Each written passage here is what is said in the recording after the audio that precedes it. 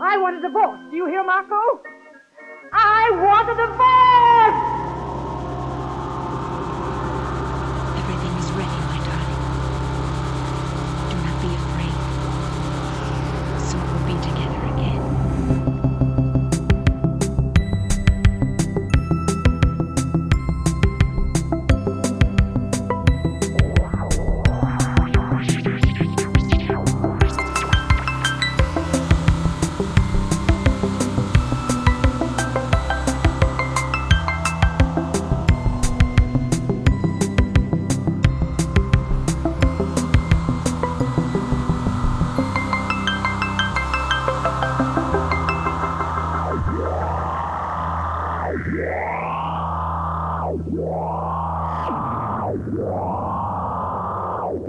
This sandwich tastes as dry as hell. Hello and welcome to Hello, This is the Doom Show. I am Richard. Folks, it is a Saturday night. Maybe if you listen to podcasts on Saturday, I don't much, but I'm here with Mark. Hello, Mark. Hello, Richard. How are you? I am great. I am totally not confused about what day it is, but that's my comedy jokes. I don't know. So, Mark, you know, this is your first time on the show. Welcome. I'm so excited, Richard. You have zero idea how excited I am to be talking with you. Well, I am palpably excited to talk to you as well. And so I sent you a request of, hey, Mark, send me a big list of movies and I'll pick something from your list that you're excited to talk about. And you happily provided me with a list. And a plethora. It was a large grab bag of amazing titles. But since Giallo Meltdown 2, the sequel to Giallo Meltdown, a Movie-Thon Diary, is now available at Amazon.com. The people don't know that Jeff Bezos prefers that you emphasize the dot in .com. Since the book is out, I said, let's do a Giallo, and one of the Giallo suggestions you'd made was Smile Before Death. Which is amazing. It is not a prequel to Death Before Dishonor. That is a totally different movie, unrelated.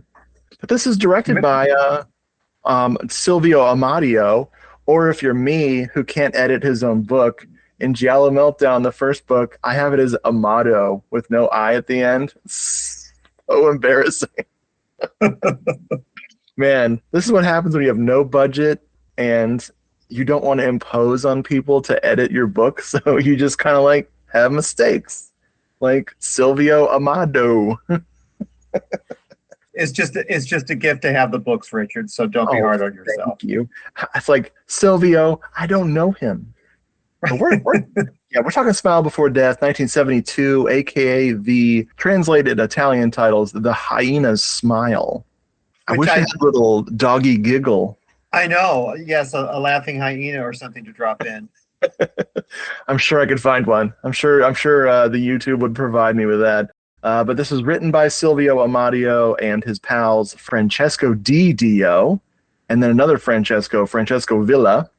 Now, I love trailers, but this movie has no trailer, and if it did, typical Italian Giallo trailer would probably be 3 minutes long, show the good stuff, and it would be in Italian with the song. I know you know it song. Oh, yes, the song. Yeah, and it would never get out of your head. So instead of a trailer, I'm going to play a little bit of that song and just totally break all the copyright laws. So when this episode's on YouTube, hopefully the composer, Roberto Pergadio, hopefully his children or family or whatever are kind and don't force people to take the stuff down. So yeah, here's that song.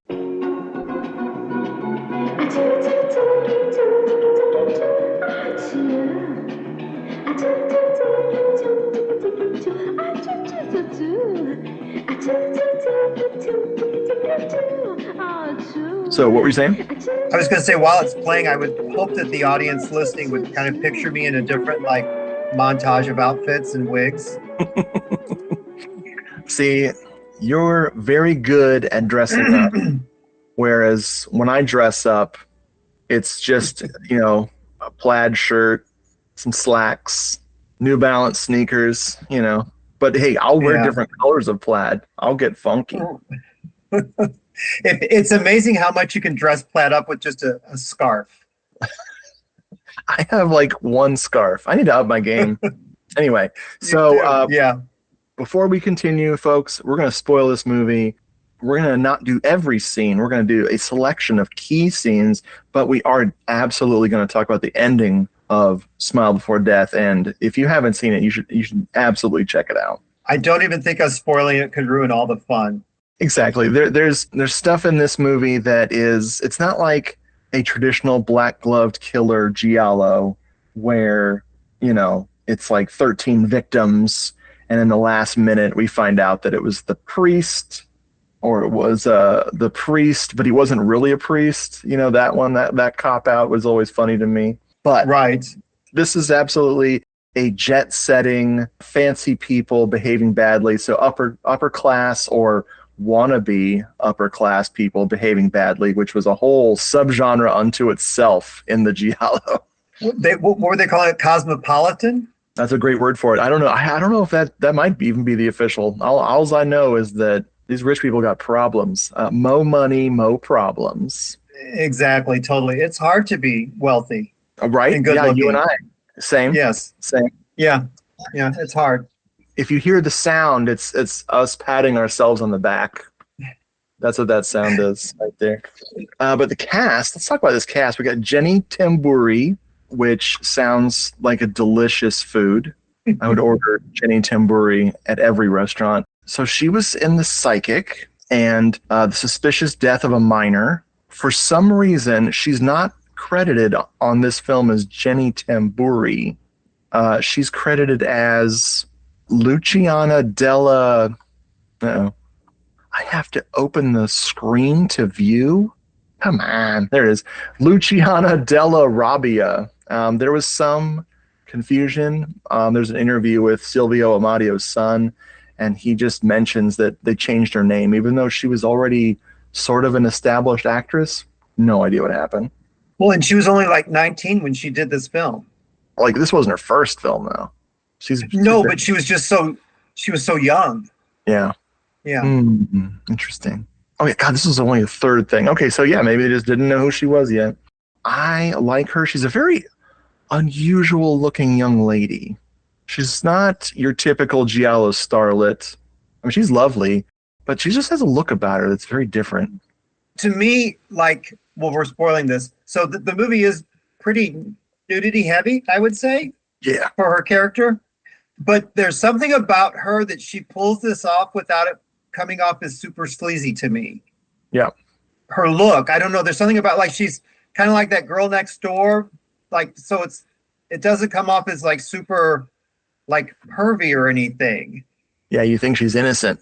Right. Right. Well, yes. Yeah. Next up, we got good old Silviano Tranquilli, who is all over the frickin' giallo genre.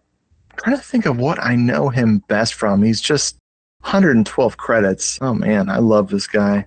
He's very dashing. Absolutely. Especially when he's chasing those young ladies. He's quite the jet setter. Oh, yeah, I was in one of my least favorites. He was in, it's called My Wife, A Body to Love, but I saw it as My Wife Has a Body to Die For. And I was like, bleh. I definitely like his other film, So Sweet, So Dead, a lot more, which I recently rewatched that, and I was like, wow, not a lot of laughs in this movie.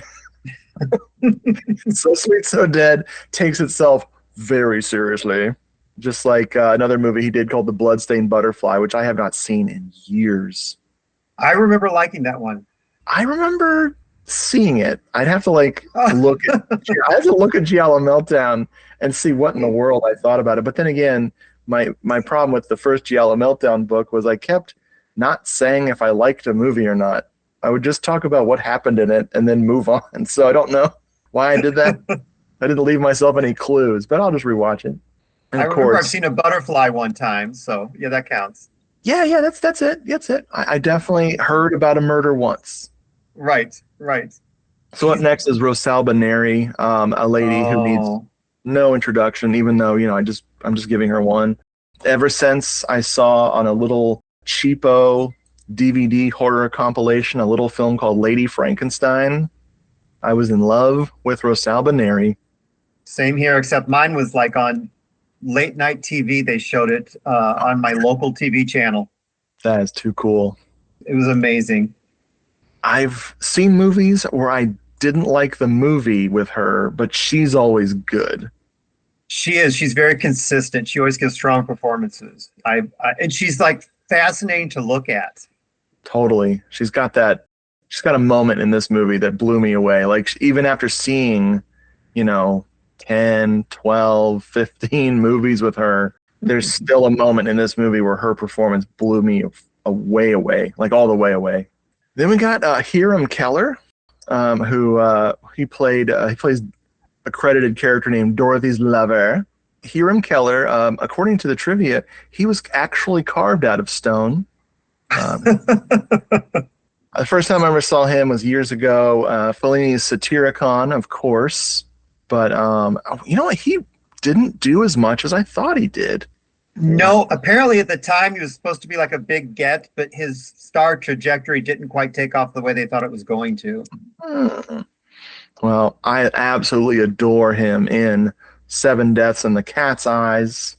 Yes. Wow, what a movie! I think that one is underappreciated by Giallo fans. You know, I love that one too. So good. Then we got Dana Gia. I'm not sure how to say that last name. Oh man, My Dear Killer. Enough said. I love this lady. She's always just playing a very I don't want to say plain. She always plays a character that seems very plain. Think of it. Again, she always plays a mother. She always plays someone who's like very reserved. Oh, there's the word I was looking for. Freaking reserved, yeah. She was also the bloodstained butterfly. And Seven Deaths in the Cat's Eye. Oh, man. One of the people that shows up in this movie that totally blew my mind, of course, was Barbara Boucher, the legendary Barbara Boucher, who has a uncredited role as a party guest. She is breaking out her dance moves. Oh, man, she could do it. I think about her in Milano Caliber 9. Like her big dance sequence is like an entire set piece in that freaking movie. Mm-hmm. It's great. So yeah, let's jump into this plot. We'll come back to some of the other key players in this film as far as the production goes. But this movie, of course, opens with a murder. We get a lady named Dorothy, and she spilled some weird red paint of some sort on her throat. Just on her neck. Just on her neck, and she's having an allergic reaction to it. She's rolling around screaming, no, she's dying. That's supposed to be the most brutal throat slashing ever captured on film. In the biggest bathroom, I think, known to man. Yes. It's like, I don't know where the bathroom begins or ends, and the master bedroom begins or ends. It's just a giant place. It's so much tile and mirrors. Yeah, well, at least it's not carpeted. I don't get into that. No, it's not carpeted. No, you're absolutely right about that. Yeah, it's very slick. It's easy for cleaning up the blood. Right. To me, the furniture, all the furnishings of this movie are almost a character in and of themselves, along with everybody else you just mentioned. Absolutely. This was definitely using the trendy styles of the time. This movie is like a pop art sensation, and the furniture is absolutely a part of that. So after Dorothy dies, we find out that she was the mother of Nancy, who we'll be getting to in a second. But her or now widowed husband is Marco, and we're going to call him stepfather of the year. He has never even met Nancy before because she's been off at boarding school. Maybe he met her as a child. As a child, yes. Yeah. But apparently paid no attention to her, really. Right. And his lover is Rosalba Neri, and she's Gianna, and she's a photographer who just moved in or was living there. Don't know how she was living there, but that's neither here nor there. Right. The whole point of all of this fun time is an inheritance scheme. We love inheritance schemes in the old Giallo country.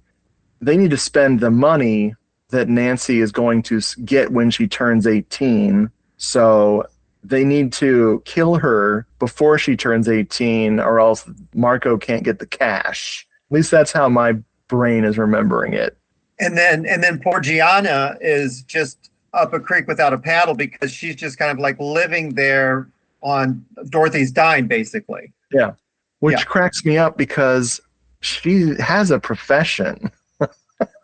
She's a photographer. Yeah, like, go to work, asshole.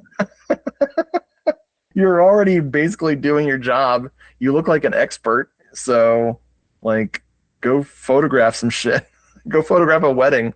But anyway, so Nancy rolls up into town, and they're shocked by how mature she is. And she's given a tour of the house, specifically her dead mother's bedroom. You want to tell us about this interaction with Gianna? So, like Richard said, they don't really remember this girl very well, even though apparently Gianna was very good friends with Dorothy. So Nancy does show up, and they end up in Dorothy, her deceased mother's bedroom, and Gianna's kind of showing Nancy the wardrobe, and then just within maybe 5 minutes of meeting her, talks her into taking her clothes off and trying on the mother's clothes. And she's fine with this. Everyone involved is fine with this. It just seems so very awkward. But I do love that Nancy's kind of shy, so she turns away from Gianna and she's undressing, but she turns to face a full-size mirror.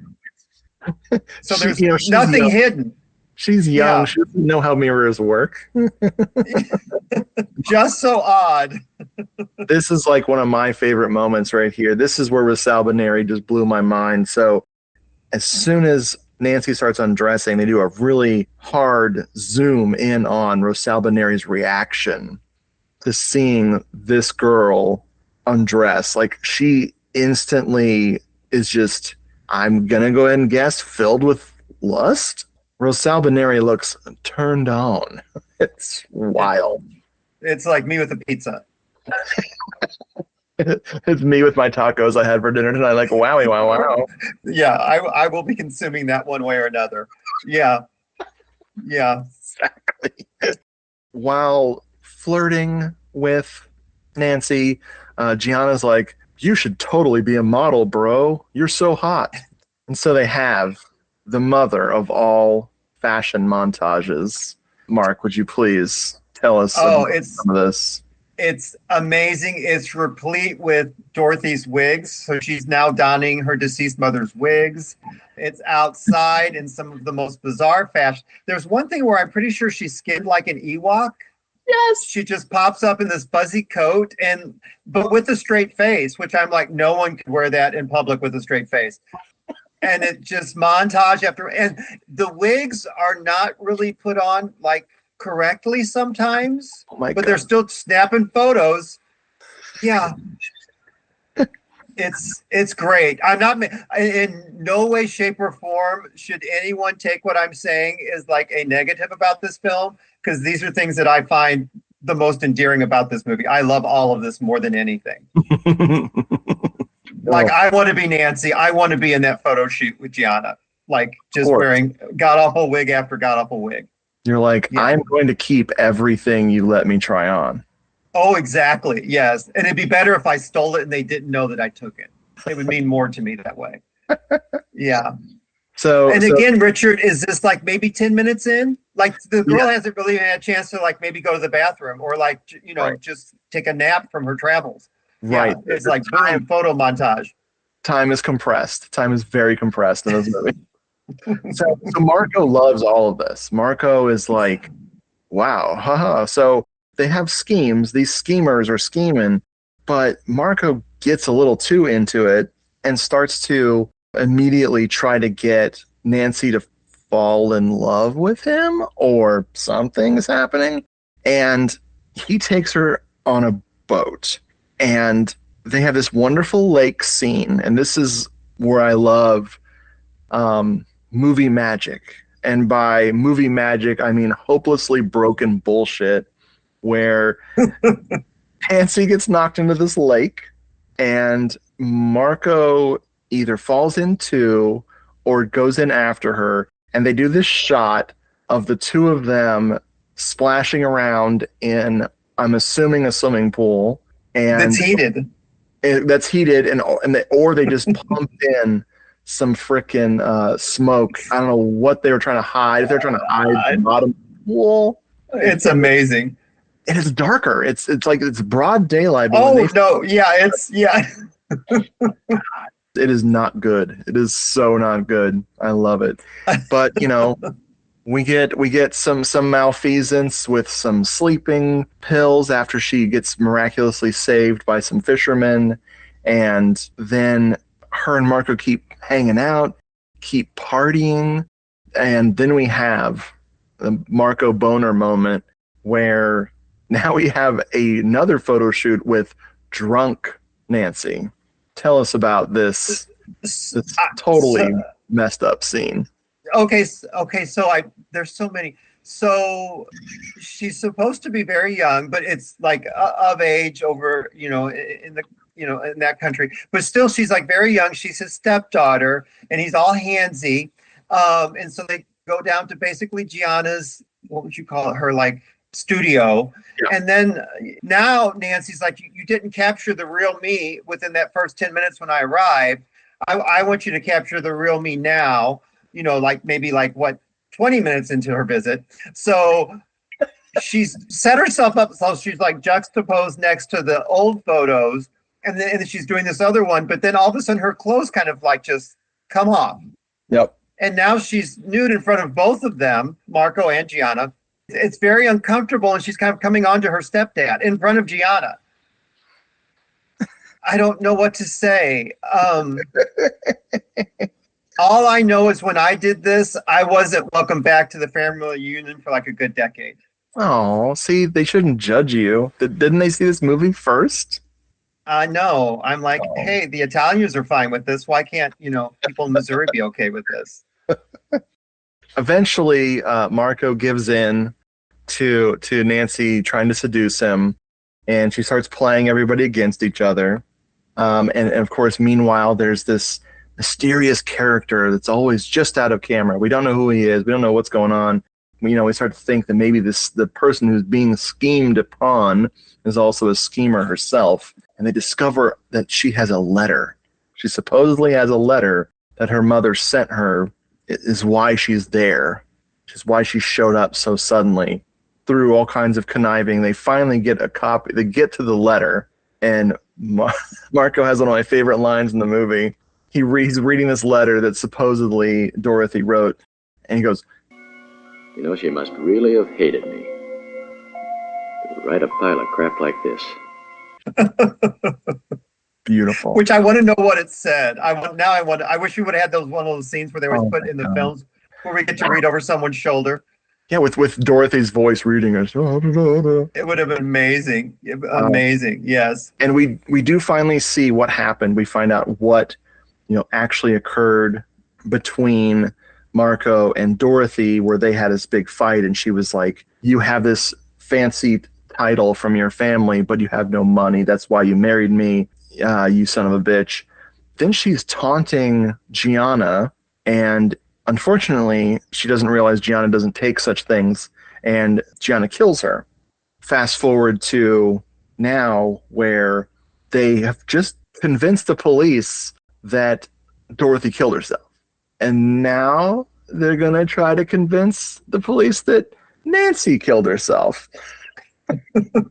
They do this thing where, locking the garage with the cars running, but Gianna has decided that she's going to end up with Nancy. So she's going to go ahead and lock Marco in his own trap that she helped him set up. And this was my other favorite scene, where he's locked in the garage, with exhaust fans going, blowing smoke in, and the cars are going, and he's locked in.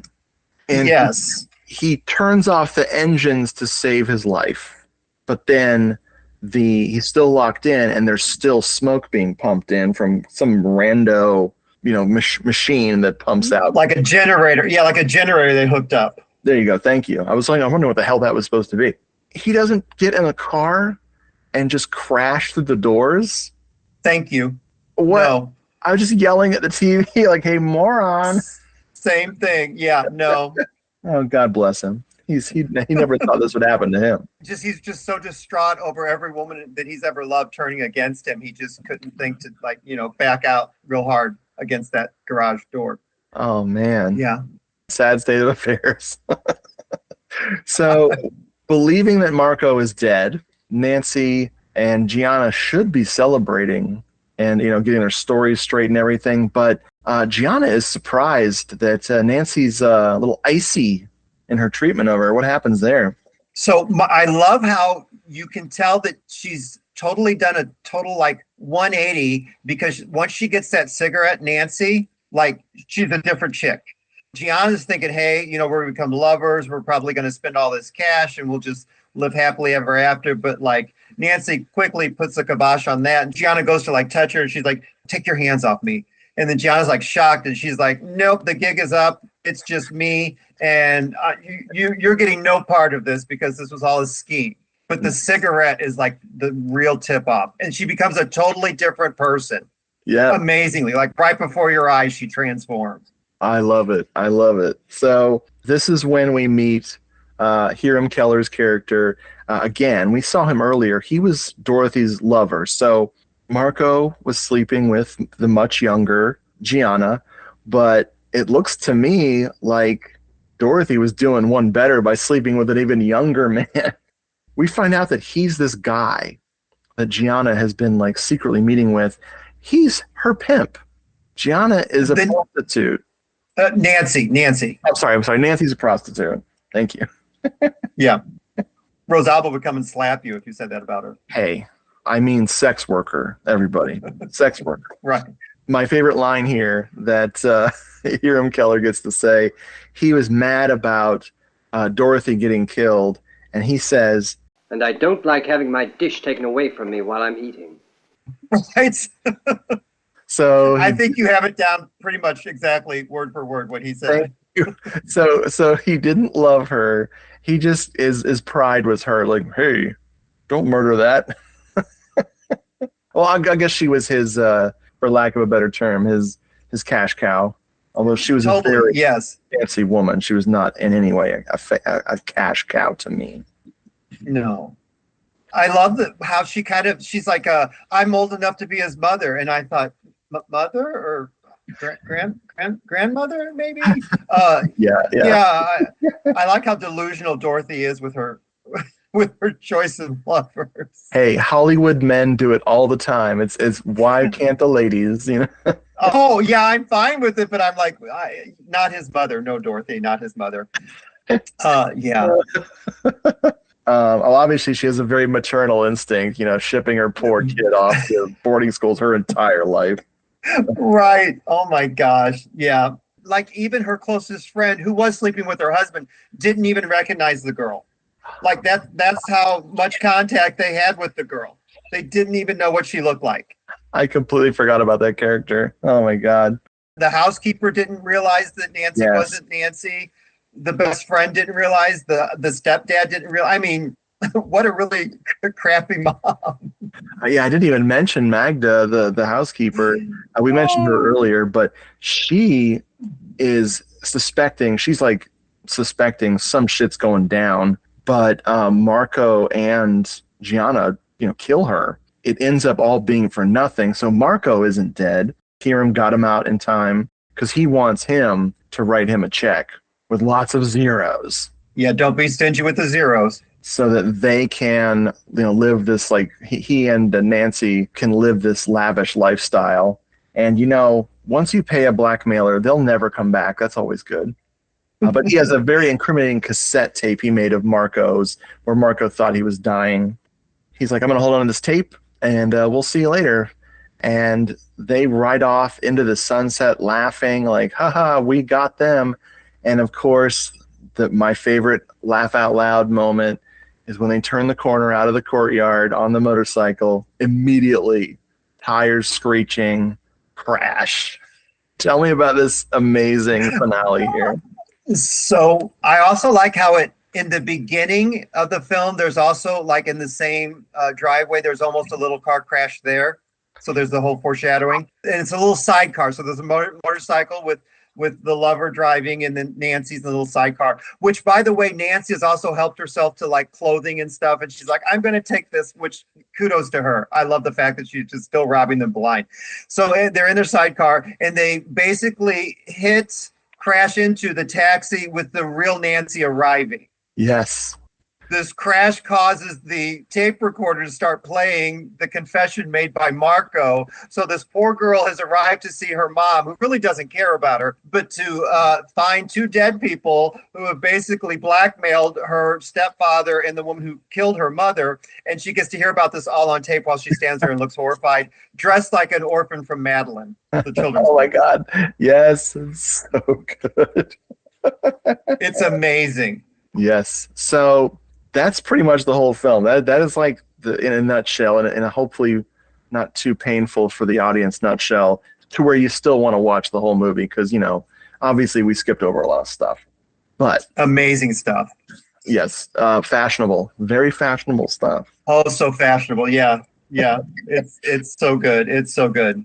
So as far as trivia goes, there's not a lot, but one of the things I'm really bad at is listening to audio commentaries. So the audio commentary that's on the Arrow video, I have not heard a word of it. I'm so bad about those things. But I did watch some of the interview with Silvio Amadio's son, who looks just like him. It is hilarious, like how much he looks like his dad. But the trivia I got from it, one, that Silvio Amadio's son was very young. He was like 5 or 6 when he visited the set of this film. And he was like, he got to meet everybody and everything.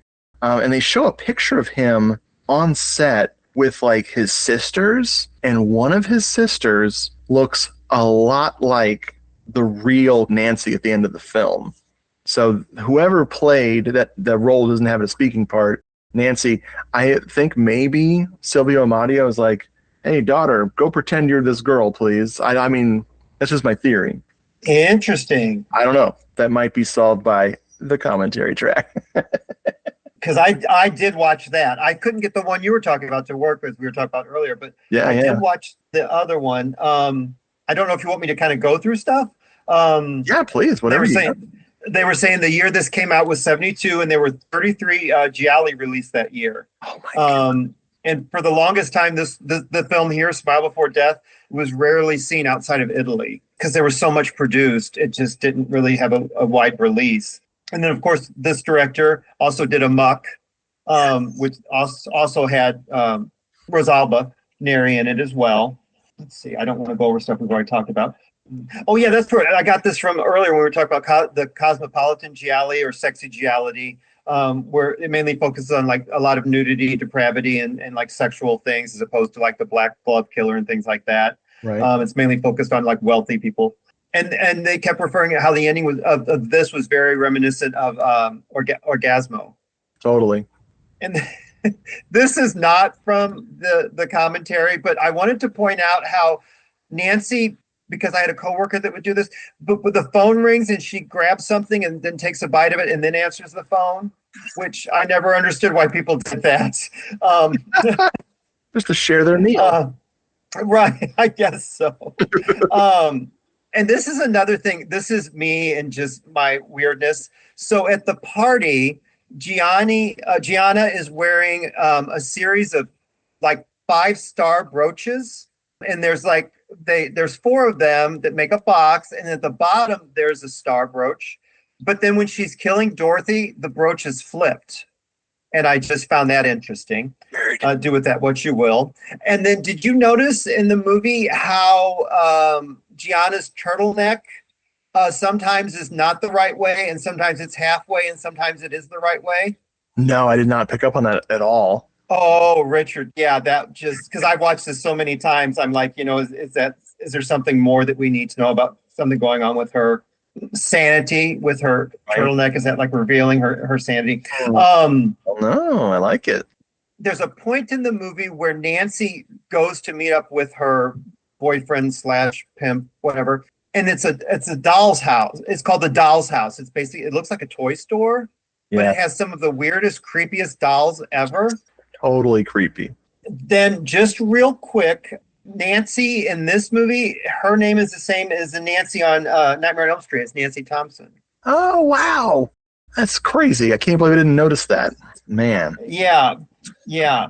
So that's really kind of all just the trivia that I kind of gained from the well, I threw some things in, but that I garnered from the commentary for the most part. I like The it. only other thing is they mentioned that in Kill Baby Kill, it's Inspector Kruger.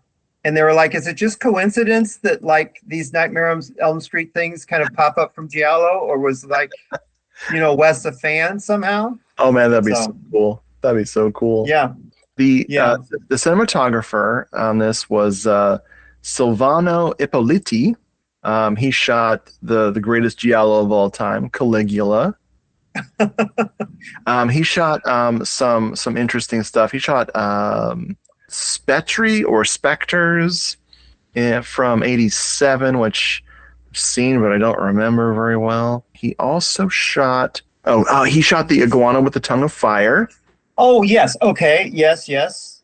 And he also shot a movie I like, but it's almost too artsy to exist on this planet, called The Howl.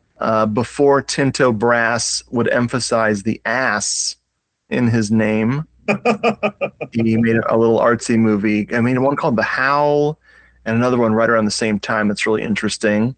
This guy also shot Satanic from 1968. Have you seen that one, Mark? Satanic. Let me Hey. because I love all things satanic. Let me look it up. If you don't have it, I will send it to you. It is wild. I don't think it's pulling it up. Okay, let me hang on. What's it? Can you tell me what it's about? That may help me. I'll read the IMDb to you. A withered old Okay. hag turns into a beautiful young woman after drinking a youth formula, and then she has to go around killing to protect her secret. Oh, I don't know, Richard. It sounds like right up my alley. You will love it. It's the whole movie. That's the whole movie. Okay, It's I love stuff like that. very stylish. It's very 1968. So I think Oh, that's amazing. I'll really enjoy it. Oh, thank you. Yes. Yeah. So Robert Pregadio, the composer, who I think that's his voice going do do do do do do do do do. That's probably not him. That's probably not him. He did the score for something that I love, which is actually my favorite Silvio Amadio film. In 1980, he was the composer on Il Medium, which I would love a Blu-ray of Il Medium. It's about psychic premonitions. It's a giallo, a supernatural giallo, or a giallo fantastico, and it is so good. And the copy I have looks okay, but man, it's just I love it. That's easily my favorite that Mr. Amadio lent his massive talent to. But this Where guy, are these things in our lives? I know. Why do we have to wait? Seriously, Richard. I know. I mean, this is a great time to be a movie collector, but we're still dealing with all this lost shit where it's like, okay, the person who had a copy that they actually were able to make a bad VHS of 30 or 40 years ago, what did that person do with that copy? Put it in a frickin' freezer, dude. I don't know what a movie geek you are, but I like to listen to like podcasts about like Vinegar Syndrome and Severin films. And like some people, they'll find these like in barns. Or, I mean, people don't even take care of these things. And that's always so heartbreaking to me as a movie lover. It's like, oh my gosh. I'm so thankful for the work that some of these companies do just to get these films to us. Like, people can't even keep the rights sorted out. Like, there are people who don't even know they own movies. Right. Yeah. It's insane. This composer also did Death Carries a Cane, which is just now, speaking of movies I never thought I'd see a Blu-ray for. Death Carries a Cane just got a freaking Blu-ray. From Vinegar Syndrome. It's on the part Okay. the Forgotten Gialli part 6, I think. Awesome. Yeah. I love those things.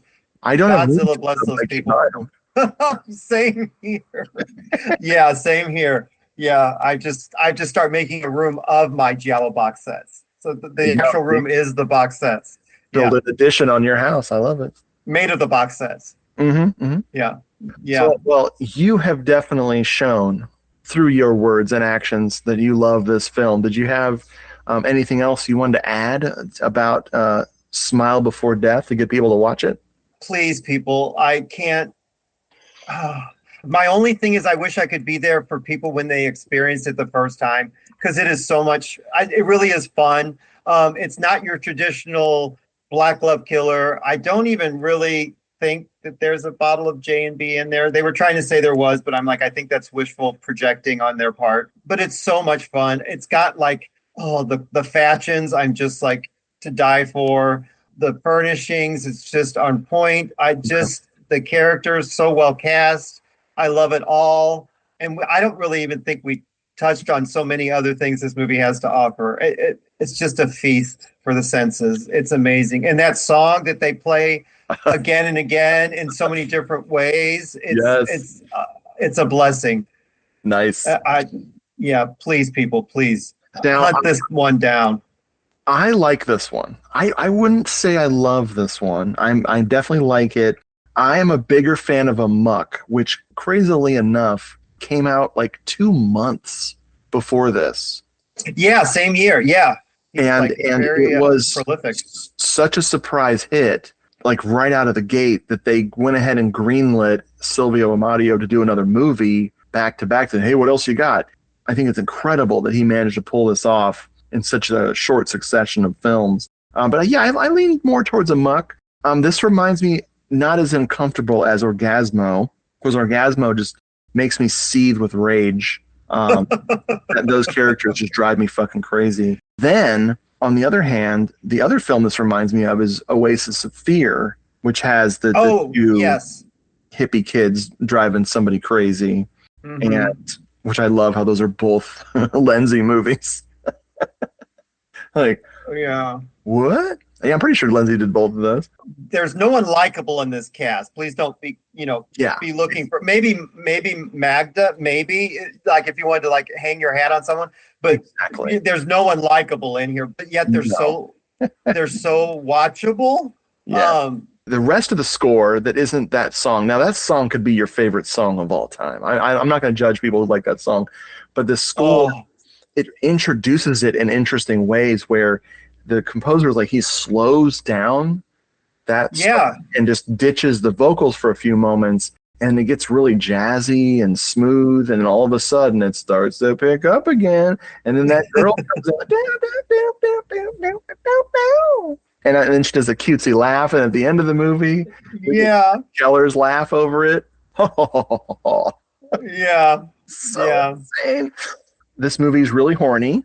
And oh my god, the pop art stuff is crazy. The colors in this movie are why Blu-ray was invented. Oh my lord. There is a J&B sighting, but the label's always turned away from the camera. I wrote that down. And Lietta had a comment. She did not like Nancy's mullet. Now, I don't know if you're going to know who I'm talking about, but to me it looked very Christy McNichol. Of course. Yes, of course. Okay. Yeah, to me it looked very Christy McNichol. Oh, she probably beat her to the punch, right? Because I don't know if Christy McNichol was she a thing in '72? Was she more of like a late '70s gal when her probably more late '70s? Yeah. But then I automatically went to Two Moon Junction with poor Christy McNichol.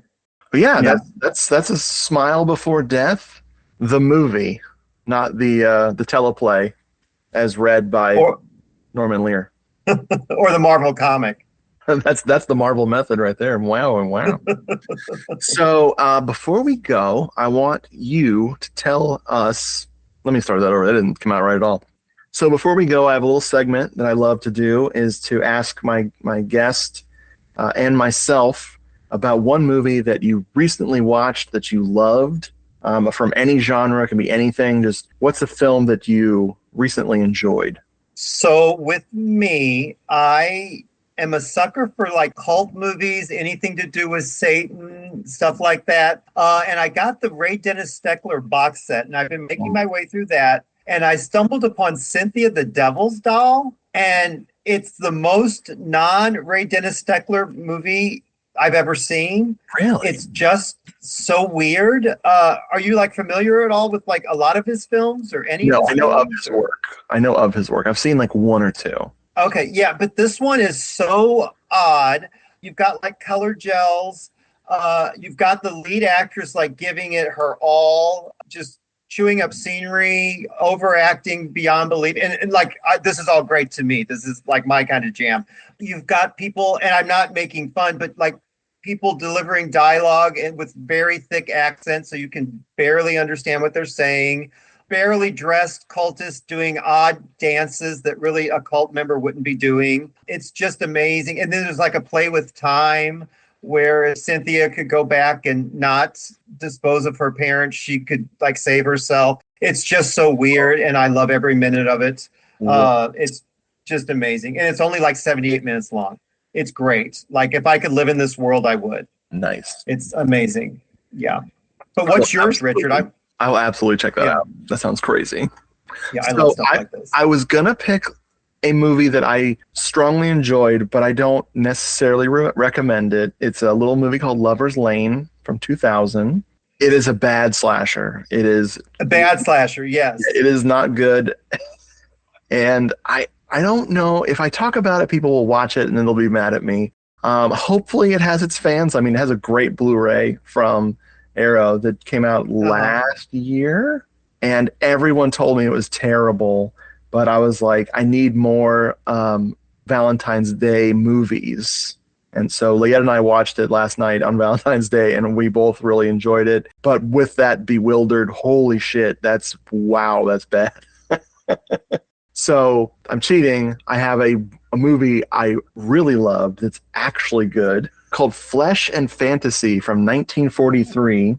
Now the title. Oh yeah, that's amazing. Yes. Yeah, the title's very provocative. Very provocative. There's not a lot of flesh, but there's plenty of fantasy.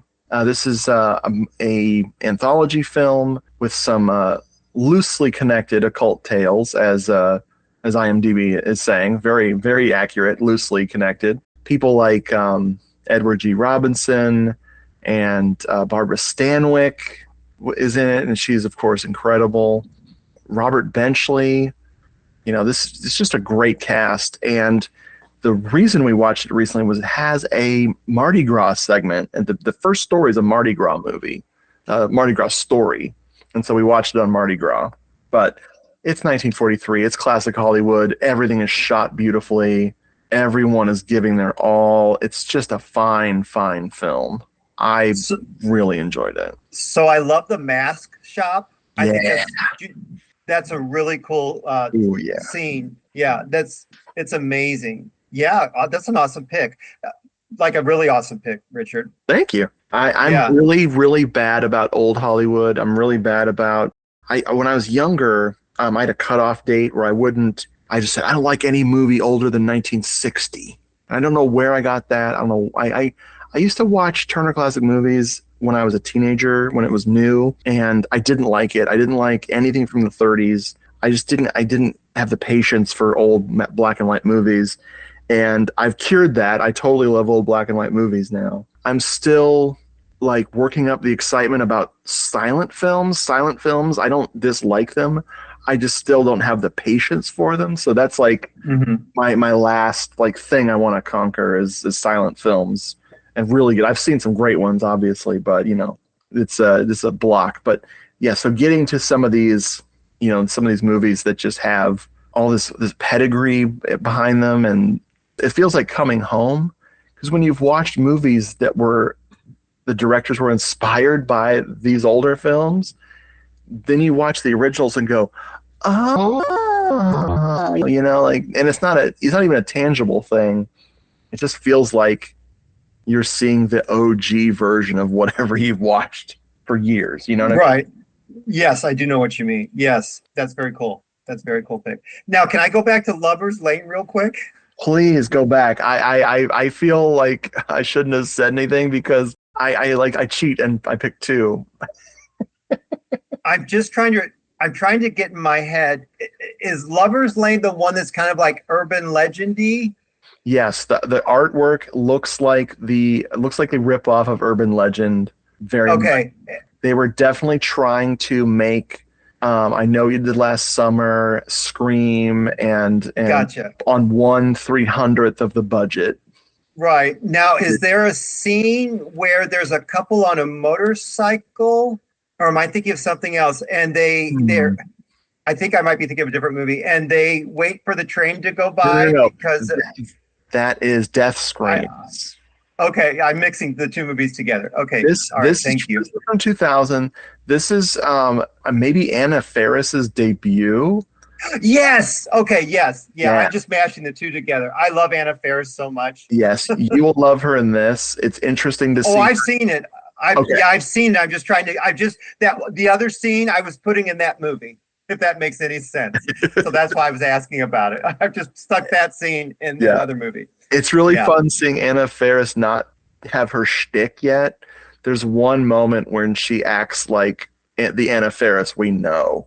There's one moment where she kind of like does that. Oh yeah, you can hear her voice. I can hear her voice in my head because I watch May a lot. She's that vamp in May, that freaking psychic vampire asshole in that movie, and she's so good in May. I love her. I love horror because you get these thespians in horror that like they're just kind of starting out or whatever, and the people that have them don't really know what they've got, starting out or whatever, and so they turn up in the weirdest movies, like Grizzly 2. It's got like George Clooney and Laura Dern and I'm drawing a blank. Not Emilio Estevez, but Charlie Sheen. But they're all murdered like in the first like 10 minutes because nobody knew who they were. No, yeah, but I love horror for that very reason because people always just get into that to start with. Yeah, excellent. But I digress and I apologize. Yeah, no, please. Well, we always digress on this show. I like both of your picks, Richard. I do need to say that I don't really recommend mine to anybody, but I love it so much.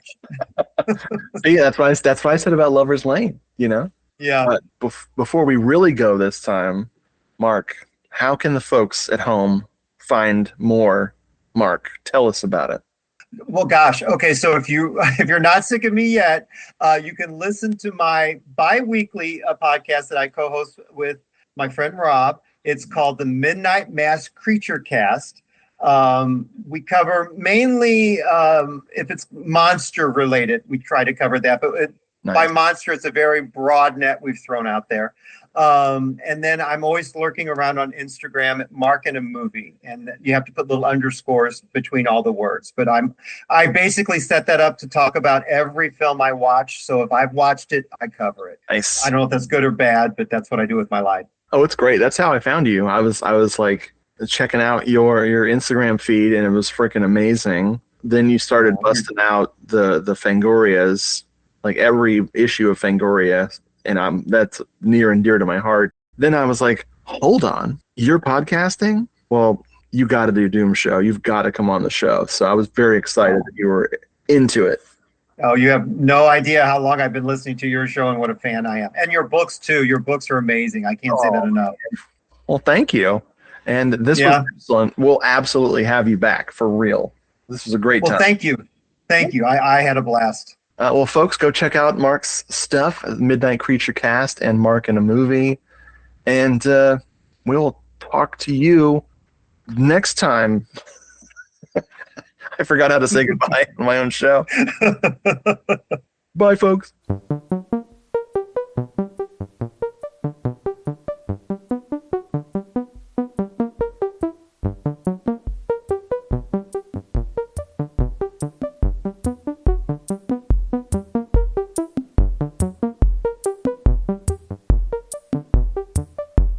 Folks, thanks so much for listening to this episode. If you'd like to write into the show, send an email to doomedmoviethon@gmail.com. or hit us up at Doomed Moviethon on Instagram, or at Doomed Moviethon on Twitter, or at Doomed Moviethon at Discord, or go to Hello This Is the Doomed Show on Facebook and message us there.